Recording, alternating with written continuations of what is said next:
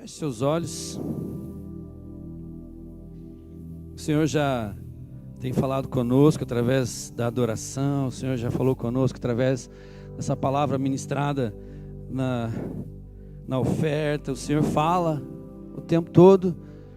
E se nós estivermos atentos àquilo que Ele está falando, nós vamos sim ser participantes daquilo que Ele quer fazer neste lugar. Pai, em nome de Jesus, nós declaramos, Senhor Deus, mentes renovadas, mentes, Senhor Deus, preparadas. A Tua palavra diz, Senhor Deus, que existem solos aonde a semente é lançada, Senhor Deus, e uma parte dessa semente cai, Deus, em terreno fértil, outras caem em terreno, Senhor, pedregoso, outras caem em terreno, Senhor Deus, com espinhos. Isso nos remete a uma situação dos nossos corações, mas eu quero declarar aqui, Senhor Deus, corações desejosos do Senhor, corações que estão em chamas pelo mais de Deus, corações que estão em chamas por mais do Espírito Santo, essa pessoa maravilhosa que foi apresentada a nós de uma forma tão linda pela pessoa de Jesus Cristo, e o Espírito Santo é o Senhor que nos leva a toda a verdade, toda a verdade, toda a verdade. Senhor Deus, que caiam agora sofismas que são mentiras com cara de verdade, que o Senhor venha agora revelar, que o Senhor venha, Deus, rasgar os céus. Nós cremos que os céus já foram abertos, Senhor Deus. Nós lemos na Tua palavra em Mateus 4, quando Jesus foi ao Jordão para ser batizado por João Batista, a Tua palavra diz que os céus se abriram e eles não fecharam mais. Os céus se abriram e eles não fecharam mais. Os céus foram rasgados, nós cremos. E confirmou-se tudo isso, Senhor Deus, quando Jesus expirou naquela cruz. E a Tua palavra diz, Senhor Deus, que o véu do templo foi rasgado de alto a baixo, significando uma nova aliança no sangue de Jesus Cristo. Uma nova aliança vinda dos céus para as nossas vidas. Obrigado, Senhor. Obrigado, nós Te amamos. Amém, queridos. Glória a Deus. Eu queria compartilhar algo que feriu o meu coração.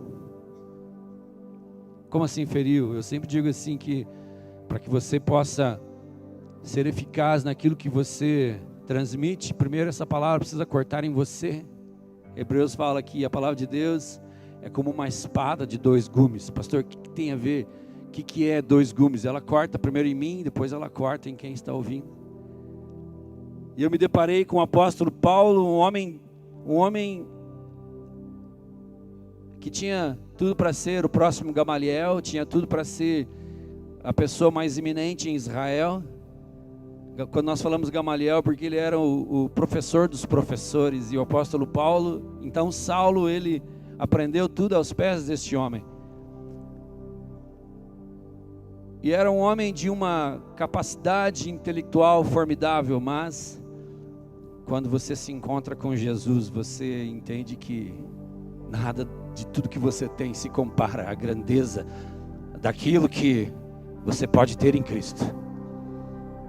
Tanto que há um momento da sua caminhada ele falou assim: eu tenho tudo, eu considero tudo o que eu passei e vivi como um trapo de imundícia. A gente poderia discorrer sobre o que seria o trapo de imundícia. Para não ofender tanto, nós poderíamos dizer que são aquelas faixas que cobriam os leprosos. Tem outra, mas eu não quero dizer qual é. Ele considerou tudo isso como perda para ganhar a Cristo. Por isso, quando nós cantamos canções cristocêntricas, queridos, eu tive muita dificuldade em cantar aquela canção. Ele virá soberano em poder, estou perdendo tudo, estou gastando tudo para viver aquilo. Como é que é? Vai lá, Rony, como é que é? Com amor e alegria. Perdendo tudo com amor e alegria para ganhar a Jesus Cristo. São canções que nos desafiam. Então eu queria te convidar hoje a ser como eu fui cortado pela palavra de Deus. Amém, queridos? Quantos querem isso? sair daqui incendiados pelo fogo do Espírito Santo. Louco para encontrar o primeiro na rua, para falar dessa mensagem de graça, de poder, essa mensagem libertadora. Jamais haverá uma mensagem igual a essa. Jamais haverá um poder igual a esse disponível para as nossas vidas, em Cristo Jesus. Então eu queria que você abrisse comigo lá em Romanos.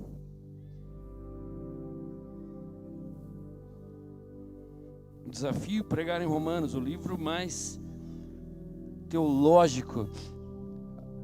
Alguém já diz assim, que se nós não tivéssemos nada da Bíblia e nos encontrássemos com Romanos, já era suficiente para nós chegarmos ao conhecimento daquilo que Deus deseja para as nossas vidas. Conhecer Jesus Cristo, tesouro que estava escondido, não de nós, mas escondido para nós. Eu gosto de dizer que Deus não esconde nada de nós, Ele esconde para nós, para que nós possamos, com a nossa fome, com a nossa sede, encontrar. Esses dias eu estava ouvindo alguém comentando sobre a vida do Gregory McNutt. Quem conheceu o Gregory McNutt aqui? Cara, eu amo aquele cara. Ele partiu com o Senhor, e a gente escuta as mensagens dele, aquilo vem e fere o nosso coração, fere a nossa intelectualidade, fere a minha religiosidade. Alguém já disse assim que o avivamento que o outro vive fere a minha religiosidade quando eu me sinto desconfortável. E alguém respondeu assim, mas ele não era muito normal, né? Não, ele era normal. Normal é a norma. Normal é aquilo que nós devemos viver. É que nós entramos num cristianismo muito comum, de religiosidade, de apatia. E às vezes nós nos contentamos com os banquetes de domingo, e nós nos alimentamos somente com os banquetes de domingo, e nós esquecemos de nos alimentar durante a semana, de buscar essa fome. Senhor, traz arrependimento em nós, por não buscarmos ter mais fome de Ti.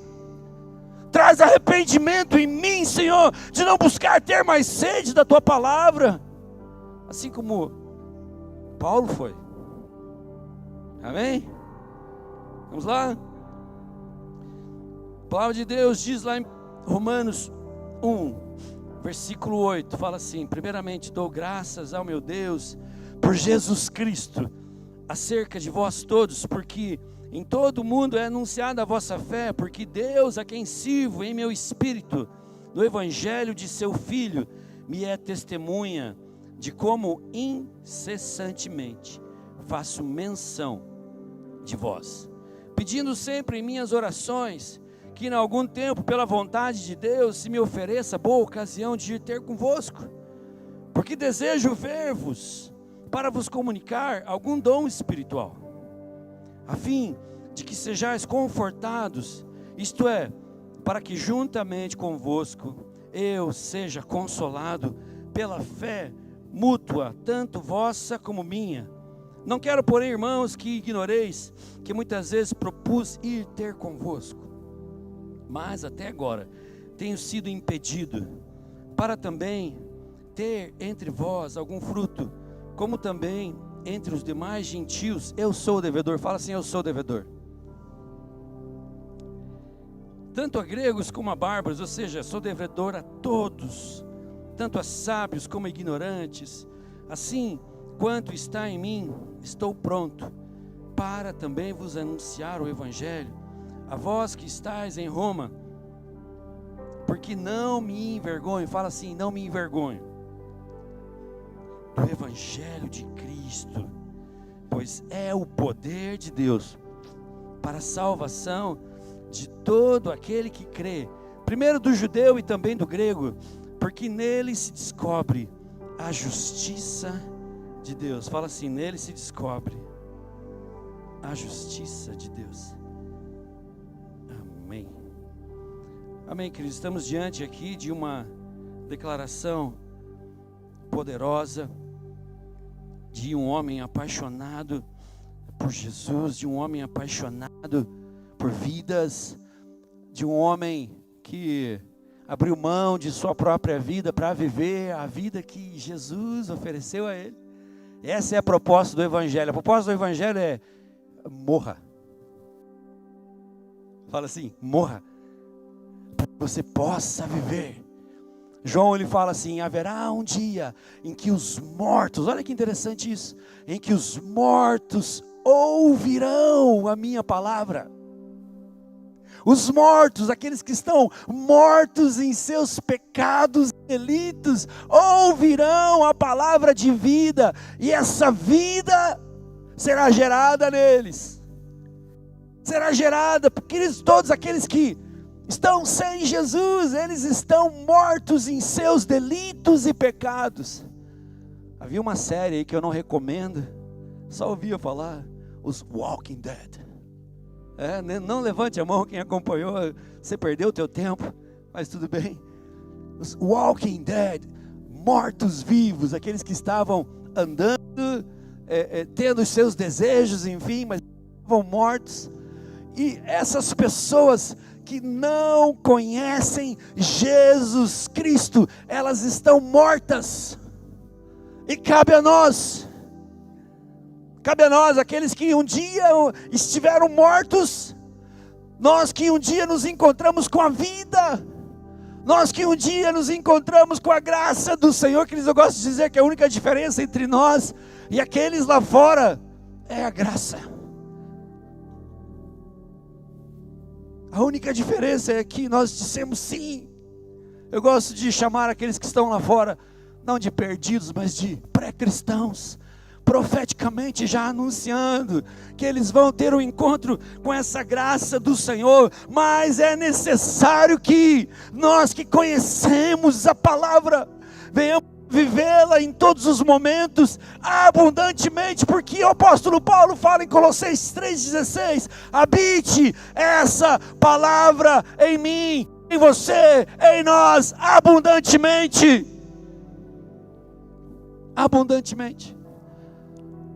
E o apóstolo Paulo, ele fala, eu não me envergonho do Evangelho. Quando você estuda um pouco sobre figuras de linguagem, você entende que o apóstolo Paulo, ele usou uma figura de linguagem aqui para dizer o contrário. Na verdade, essa figura de linguagem é um litote. Ela é usada na palavra, usando expressões contrárias. Eu não me envergonho, ou seja, o que ele quis dizer e foi entendido por todos aqueles que caminhavam e leram naquela época é: eu me orgulho do Evangelho. Eu me orgulho do Evangelho. Quantos de nós poderíamos dizer eu me orgulho do Evangelho? Não aquele orgulho que fere a santidade de Deus, mas é aquele orgulho de você olhar e dizer: uau, que tremenda graça eu recebi, uau, que presente eu tenho, uau, que tesouro eu tenho, e isso não pode se conter somente em mim, mas eu preciso extravasar isso em todos os lugares que eu estiver. Então o apóstolo Paulo, ele fala: eu tenho orgulho desse Evangelho, não somente isso, mas eu sou devedor. Se existe algo que ele carregava, era: eu devo para o meu vizinho da esquerda, o meu vizinho da direita, da frente, de trás. Eu devo para o meu companheiro de trabalho, eu devo para aquela pessoa que me irrita, que senta atrás de mim na faculdade e que insiste em ficar dando os totós na cadeira. Eu devo. Se existe algo que eu sou devedor, é essa palavra que transforma, querido. Vivemos em tempos de muitas vozes e mensagens, mas nenhuma possui a força que muda o ser humano como o Evangelho de Jesus Cristo. Quer ver alguém transformado? Ora por ele. Quer ver alguém sendo transformado? Invista tempo em oração, em dedicação. Invista tempo no secreto, no céu, buscando. Senhor, enche a vida dele com aquilo que transborda na minha. A Bíblia, por que, pastor, transborda? Porque é assim que devemos viver. A Bíblia fala que Jesus disse: e de vós fluirá o quê? Uma biquinha na conta-gota. De nós fluirão rios rios de águas vivas. E ainda a Bíblia termina falando assim, isso porque ele fazia menção da vida do Espírito Santo, que haveria de habitar em nós abundantemente, plenitude. Eu gosto sempre de comparar o crente que só recebe com o mar morto e o crente que extravasa com o mar de Genezaré. Eles estão muito perto um do outro. Só que um é morto porque só recebe, não dá para ninguém. Eu não sei se você vive a dinâmica de proclamar a Deus, mas, queridos, está triste. Quase quebrei. Está triste. Fala de Jesus. Nem que seja um Jesus te ama. Esse dia eu estava tão triste que eu estava no caixa do mercado e a menina reclamando de dor, e eu não vou orar por ela. Eu não orei. E eu fui para o carro, o Senhor falando assim, cara, você foi chamado para em todos os lugares manifestar a minha glória. Eu estou falando uma coisa para vocês que eu não fiz, mas várias vezes eu tive a oportunidade de, estou triste, falei de Jesus. Parece que foi uma injeção de serotonina, muito mais poderoso do que fluoxetina, do que diazepam, muito mais.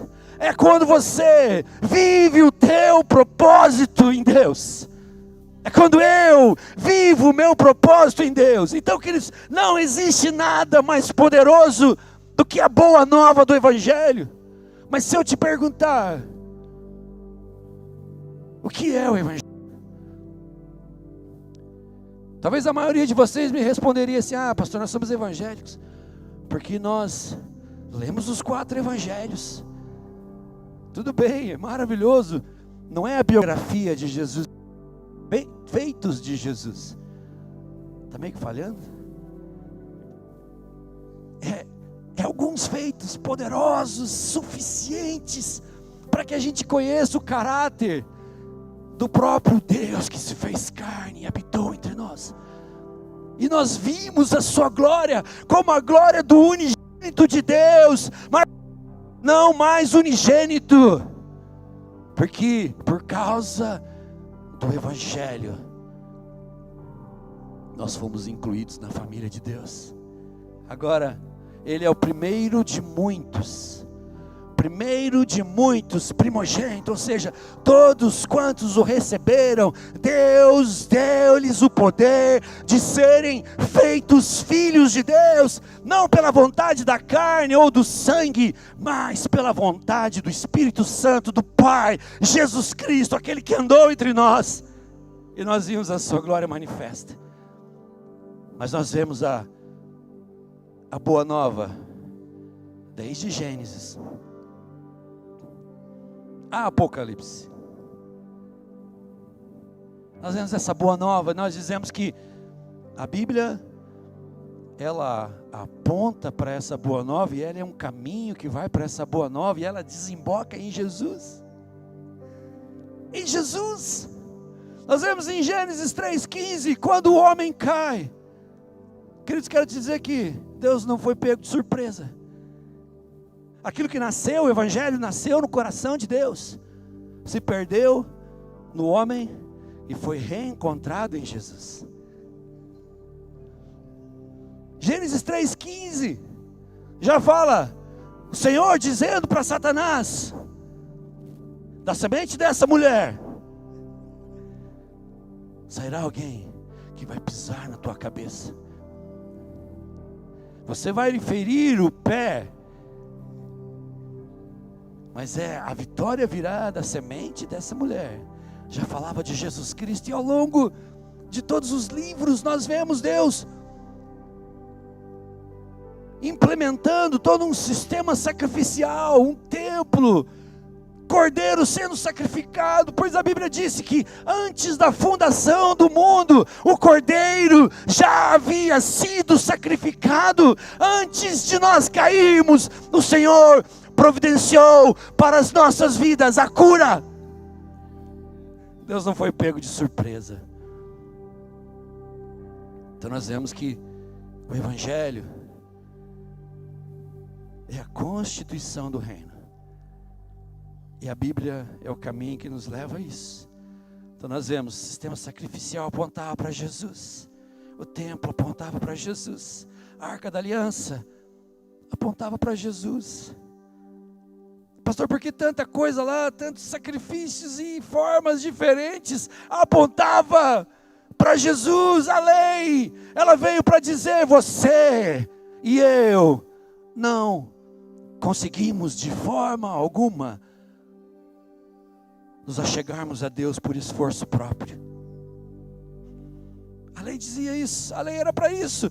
Ela só veio para nos mostrar que não temos condições, mesmo que se fôssemos 3 vezes mais bilionários do que Elon Musk, aí você seria trilhardário.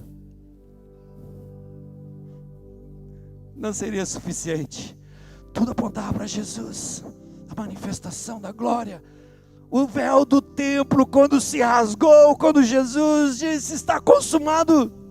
E nós dizemos que na ressurreição ele recebeu o amém do Pai.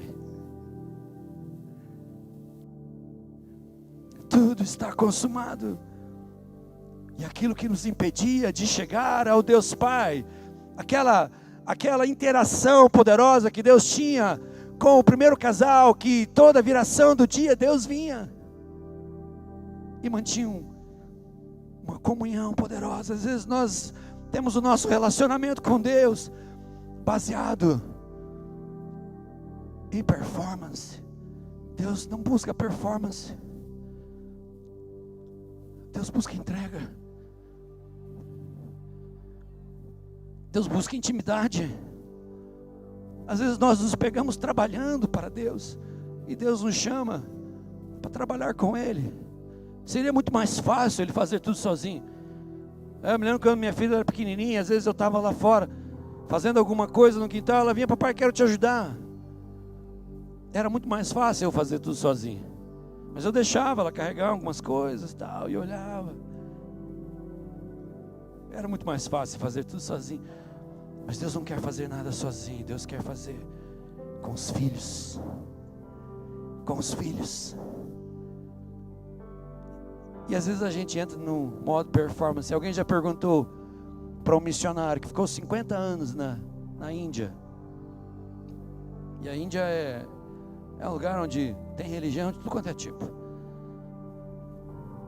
E o cristianismo é muito perseguido lá, porque o cristianismo é uma religião perdão por religião, mas é uma inspiração dos céus, que busca naqueles que estão inspirados um transbordar, e aqueles que são alcançados nós chamamos, e a Bíblia diz que eles se convertem. E lá na Índia é proibido se converter, é até tolerável o cristianismo, mas o nosso negócio vem de conversão.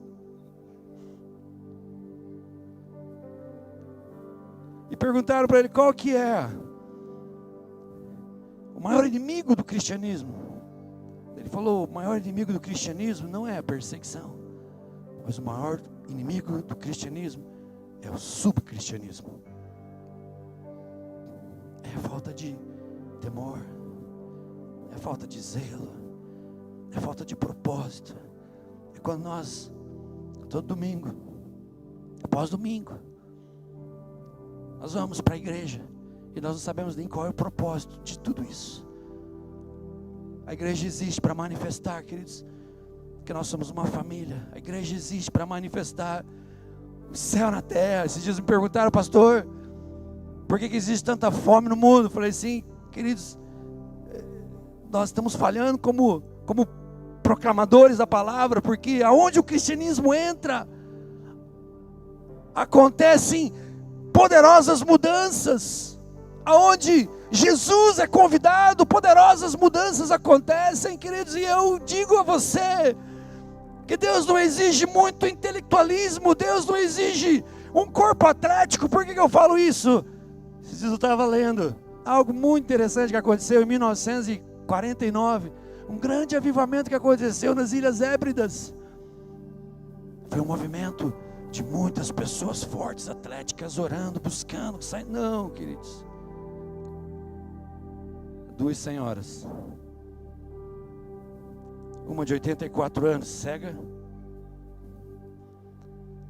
E a outra de 82, é Peggy e Christine.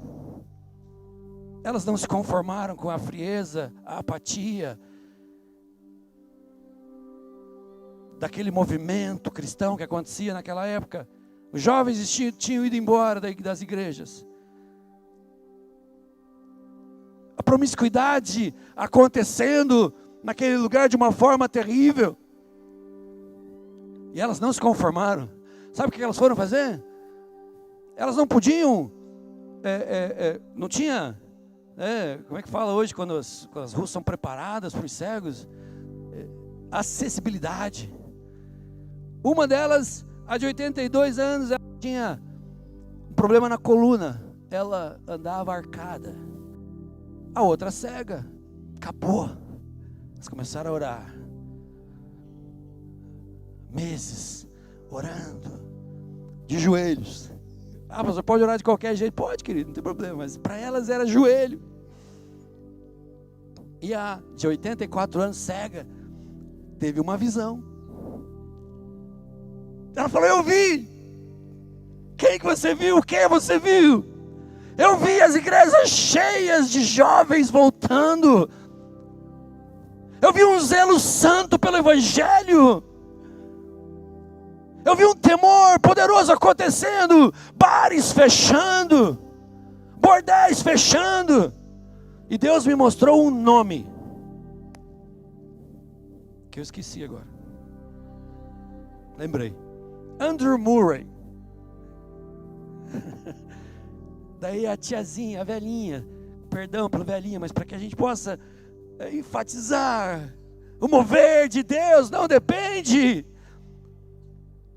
da minha performance, mas ele depende, não que dependa, mas ele é uma resposta à tua fome. Ele é uma resposta à minha sede, à minha busca, o meu fervor. Deus me mostrou o nome. Quem? Andrew Murray. Vamos falar com o pastor. Vamos lá. Pastor, Deus me deu um nome. Qual o nome? Andrew Murray. Vamos orar. Deus confirma com outro jovem. Pastor, Deus me mostrou o nome. Andrew Murray. E o pastor manda uma carta. Naquela época não tinha internet. Manda uma carta dizendo assim: rapaz, estão solicitando você aqui, que diz que Deus está falando teu nome aqui. Ele disse sim: jamais. Estou em outros campos. Falaram para Peggy: não rolou. Ele não vai vir. Falou: daqui 2 semanas ele está desembarcando. Daqui 2 semanas ele vai estar desembarcando. E sabe o que aconteceu? Andrew Murray estava pregando no norte da Irlanda. Milhares de pessoas. O Senhor fala: para a pregação. Teu lugar não é aqui. Teu lugar é em um lugar chamado Ilhas Hébridas, na Escócia, porque tem 2 filhas minhas com muita fome, por ver um mover naquele lugar. Tem 2 filhas minhas que clamam, e as orações delas estão subindo até o trono da graça.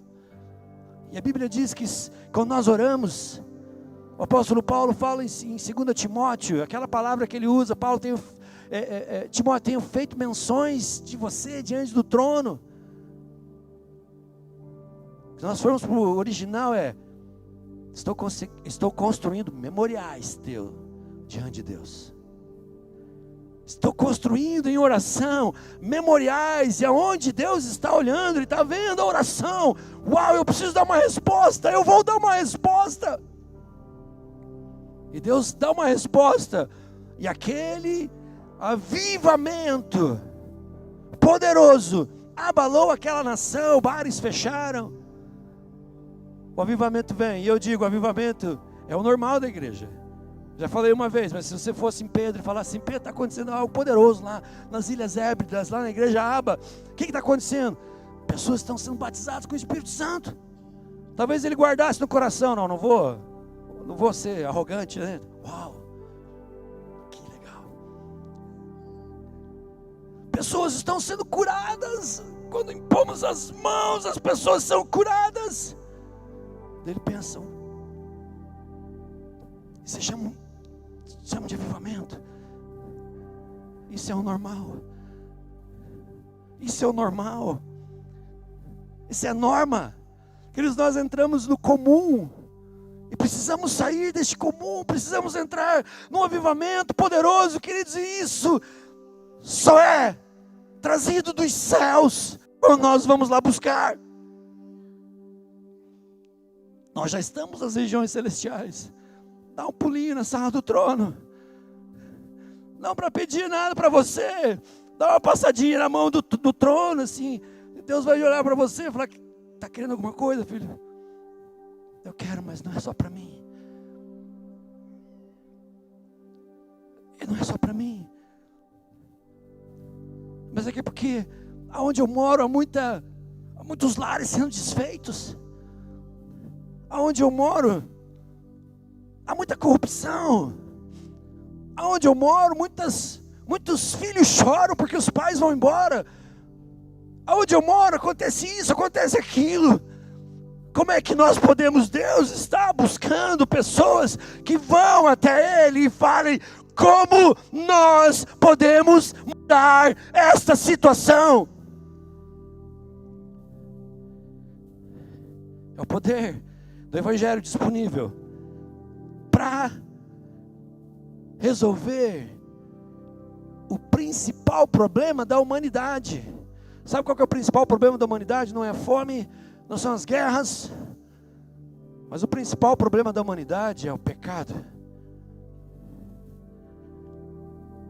E quando o apóstolo Paulo ele fala: o meu evangelho, quando ele fala em 1 Coríntios 15, 1, ele fala: o meu evangelho, se vocês permanecerem do meu evangelho, o evangelho que eu recebi de Jesus, que fala que Cristo morreu, foi sepultado e ressurgiu dentre os mortos. Essa é a palavra suficiente, queridos, para qualquer estrutura das trevas, para abalar qualquer coração, que seja o coração mais petrificado que exista. Essa mensagem do Evangelho é suficiente para trazer salvação. E a Bíblia diz que Paulo queria ir para Roma, falar de o crucificado. Querido, você falar de cruz para um romano, foi inventada lá.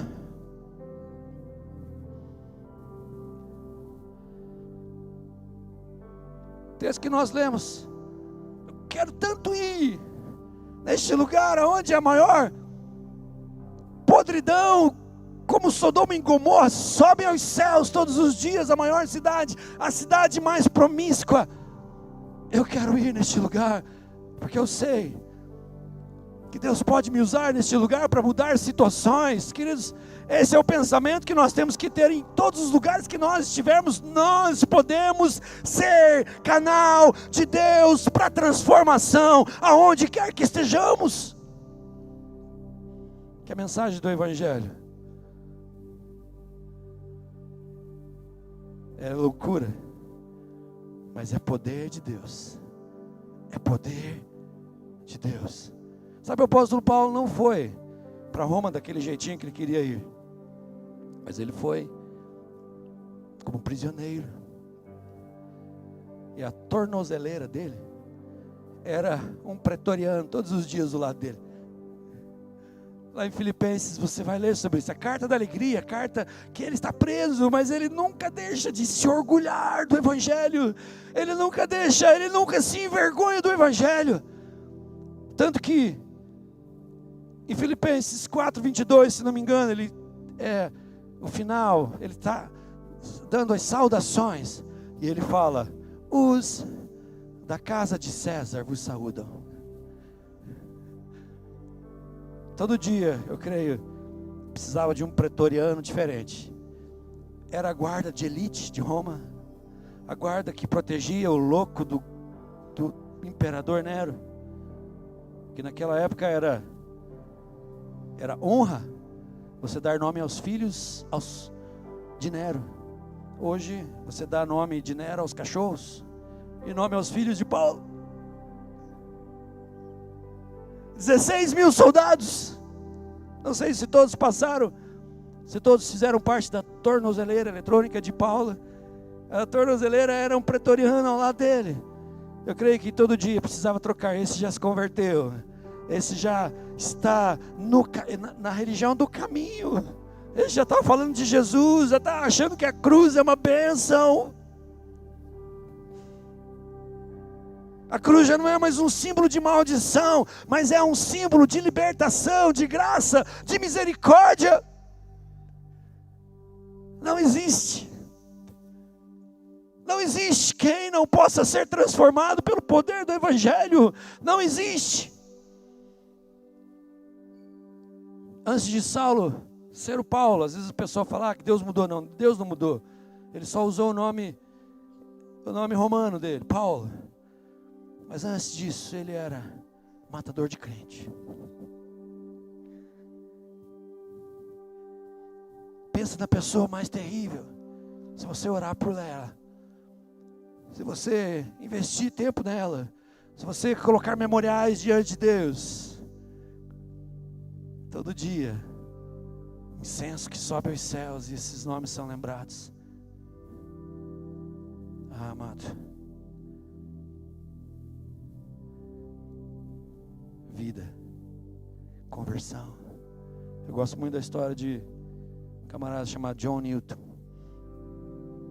John Newton era capitão de navio negreiro. Ele ia lá na África, raptava os negros, os colocava sobre cadeias e os vendia. Até que um dia, numa tempestade, ele lembrou do Evangelho da mãe. E ali ele se rende a Jesus. Um homem sem escrúpulos, um homem mentiroso, um homem que traficava pessoas. Acho que é o nível maior de crueldade, é isso. Todo dia subia aos céus os seus pecados e feria o coração do Senhor. Mas Deus tinha uma arma mais poderosa, e tem uma arma mais poderosa do que qualquer pecado. É o Evangelho de Jesus Cristo.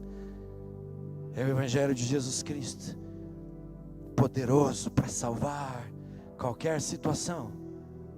Talvez você já ouviu falar daquele hino, Amazing Grace, how sweet the sound. Oh, graça maravilhosa, quando o céu som que salvou um pobre pecador. Estou tentando traduzir aqui. I once was lost, eu era perdido, mas agora fui achado. E sabe o que é o mais interessante de tudo isso? É que a vida de pecado que ele teve, de entristecer ao Senhor, trouxe para ele um peso de responsabilidade tão poderosa, que um dia, numa ministração de George Whitefield, que era amigo do John Wesley, os nomes esquisitos, né? Vai pegando os nomes. William Wilberforce se converte. O que tem a ver isso, pastor? William Wilberforce era um congressista. Ele não tinha propósito nenhum na vida. Ele se converte e o George Whitefield entrega Wilberforce, um rapaz ainda, fala assim para John Newton: cara, evangeliza, discipula esse rapaz, gera Jesus nele, anda com ele, mostra para ele quem Jesus é e o poder que há no Evangelho. Sabe o que John Newton falou para para Wilberforce, falou, cara, teu lugar é nas instâncias de poder, porque Deus vai te usar para algo poderoso. E ele foi o autor da libertação dos escravos. John Newton não viu isso acontecer, mas ele orou para que isso tivesse acontecido. E o Wilberforce, antes de morrer, ele teve essa lei aprovada pelo Congresso da Inglaterra, que era o império mais poderoso daquela época. Ou seja, alguém que estava no pecado, trabalhou no coração de um jovem para que ele fosse sinal de graça, através do poder do Evangelho. E antes de Wilberforce morrer, ele ouviu falar, olha, foi aprovada a lei de alforria. E como a Inglaterra é o império mais poderoso, aí teve que acontecer o quê? Estados Unidos teve que dar, claro que teve a guerra civil por causa disso também, mas combinou com a libertação, algo que foi poderoso, que aconteceu no mundo inteiro. No Brasil, alguém teve que assinar, a Princesa Isabel teve que assinar, em todos os lugares. Tudo isso impulsionado pela força poderosa do Evangelho de Jesus Cristo. O Evangelho de Jesus Cristo, querido, que nós não podemos ser mornos para com Ele. Se existe algo que você e eu precisamos viver intensamente, é em darmos uma resposta àquilo que o céu busca de nós. Os meus olhos passam por toda a terra. Os meus olhos passam por toda a terra e eu quero me fazer forte com aqueles cujo coração é totalmente meu. Será que existe alguém aqui que pode dizer, como Isaías falou, Senhor, eis-me aqui. Eis-me aqui, Senhor. Usa-me na minha faculdade. Eis-me aqui, Senhor. Usa-me, Senhor Deus, na sala de aula onde eu sou professor. Usa-me, Senhor, na empresa onde eu trabalho. Usa-me, Senhor. Eu ouvi falar que o Senhor não precisa dos mais inteligentes. Não que não é bom, não que Deus não possa usar, claro que vai usar, Ele usa tudo. Mas é o poder do Evangelho na tua vida. É o poder do Evangelho através da tua e da minha vida. Lembra do Stanley Jones? Qual é o principal inimigo do cristianismo? Não é a perseguição, mas é o subcristianismo, que entra numa linha de mediocridade. Deus não tem essa linha para nós. Deus tem mais dos céus. Deus tem mais dos céus. Deus tem mais dos céus. Eu sempre digo que os céus não respondem perguntas. Ah, por quê, Senhor? Não, os céus respondem respostas.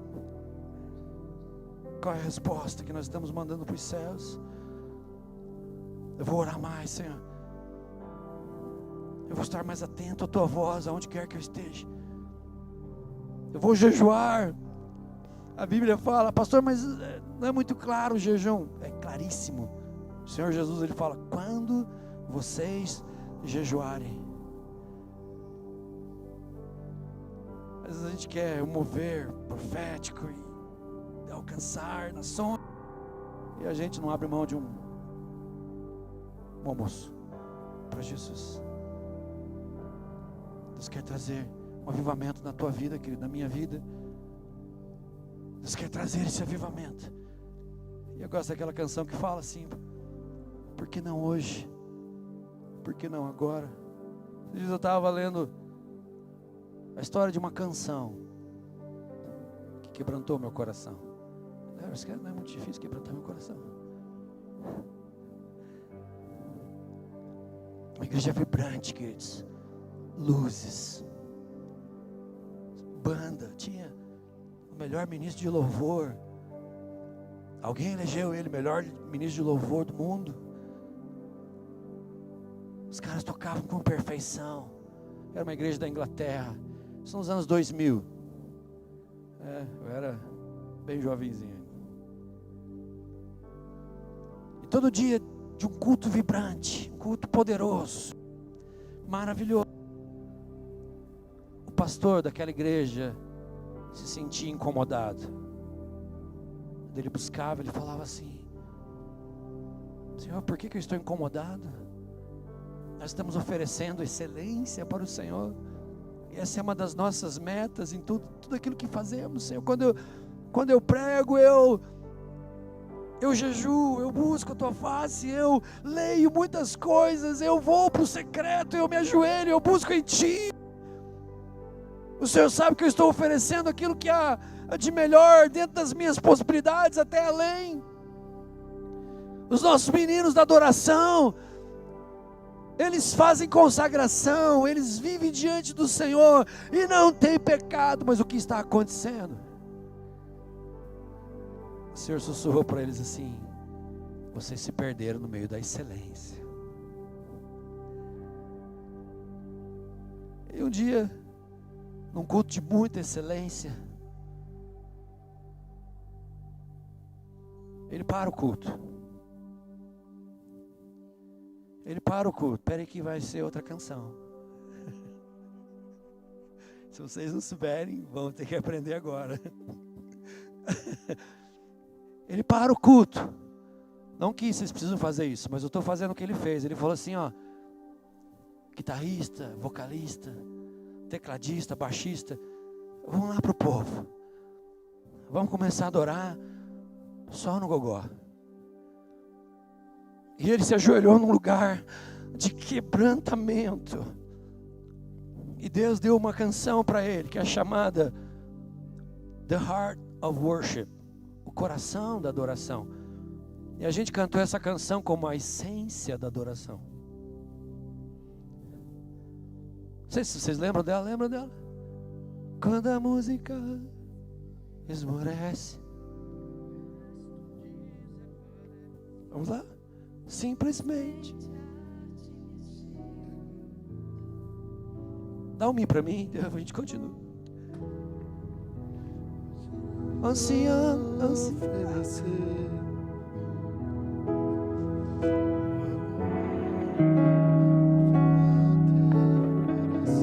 Vamos começar de volta? Vamos começar de volta.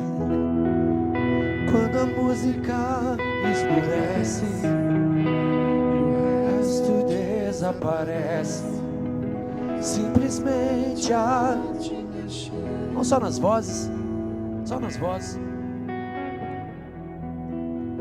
ansiando oferecer.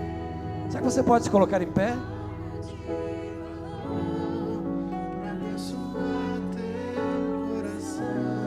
Vamos lá no começo, quando a música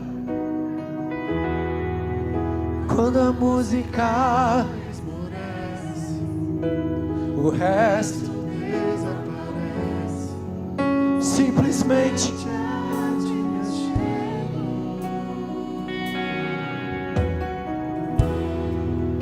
ansiando oferecer algo de valor para abençoar teu coração.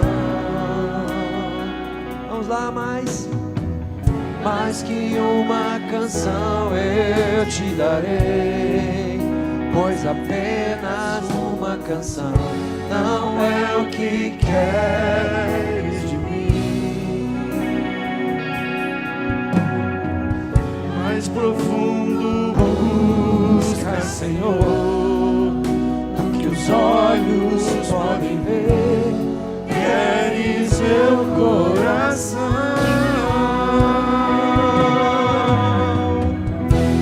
Estou voltando à essência da adoração. A essência és tu, Jesus. Oh, me perdoa.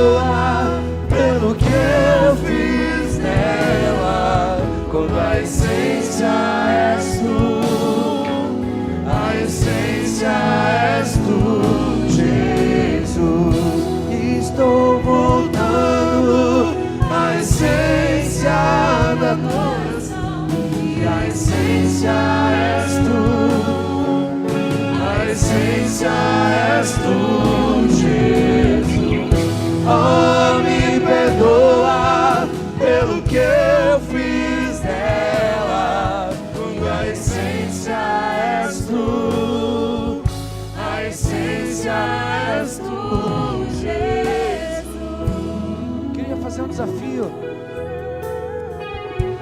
Eu queria desafiar a tua vida, querido, a você oferecer a tua vida mais uma vez. Mais uma vez. A você se ofertar mais uma vez, dizendo: Senhor, encontra a essência, essa essência, o coração da adoração na minha vida. Tudo que é em mim, tudo que há em mim possa pulsar o evangelho da graça, o evangelho da redenção, o evangelho da justificação. Eu queria te convidar a vir aqui na frente, a vir aqui na frente e dizer: eu me entrego mais uma vez, eu me entrego mais uma vez. Faça de mim, faça comigo aquilo que é o desejo do teu coração, aquilo que é o anseio do seu Espírito Santo, Senhor. Faça em mim e através de mim.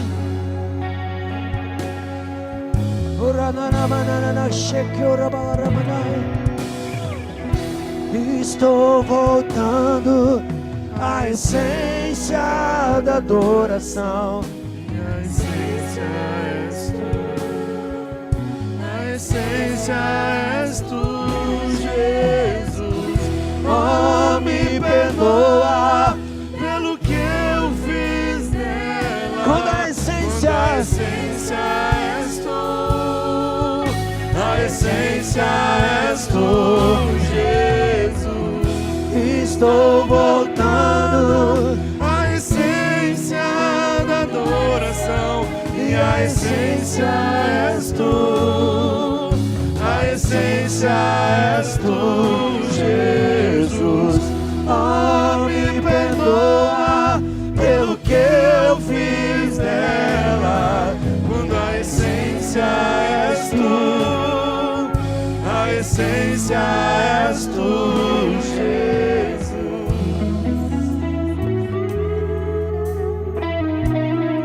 A essência és tu, Senhor. A essência és tu, Senhor. A essência é o Senhor. Que possamos ter os nossos olhos voltados para ti, Senhor Jesus. E tudo que há em nós possa clamar, possa declarar o teu senhorio, possa declarar aonde quer que eu vá, aonde quer que nós estejamos, possamos ser, Senhor Deus, o evangelho encarnado de Jesus Cristo, aonde quer que nós estejamos, e possamos proclamar essa palavra sem medo algum, Senhor, sem medo, sem constrangimento, porque é o poder de Deus para salvação de todo aquele que nele crê.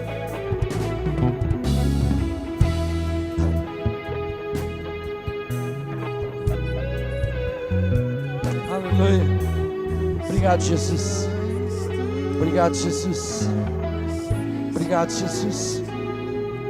Obrigado, Jesus. Que ele tenha um tempo para agradecer ao Senhor. Agradeça a Ele por tão grande salvação. Tão grande salvação, tão grande salvação, tão grande. Eu quero que todos agradeçam, eu quero que a música cesse agora. Quero até que o teclado pare agora. Vamos levantar as nossas mãos. Todos. Vamos agradecer a graça do Senhor sobre as nossas vidas. Tão grande salvação, diz o autor de Hebreus. Grande salvação, grande libertação. Nós fomos libertos do pecado, justificação. Fomos feitos justos em Cristo. Nós estamos sendo libertos do pecado também. Isso é santificação. E nós um dia seremos completamente livres do pecado. Completamente, na consumação de tudo aquilo que vai acontecer quando Jesus voltar, ou nós irmos ao encontro dele. Portanto, querido, dê o seu maior brado de vitória ao Senhor, aplauda ele, aplauda Jesus Cristo, Senhor, Senhor de todas as coisas. Aleluia.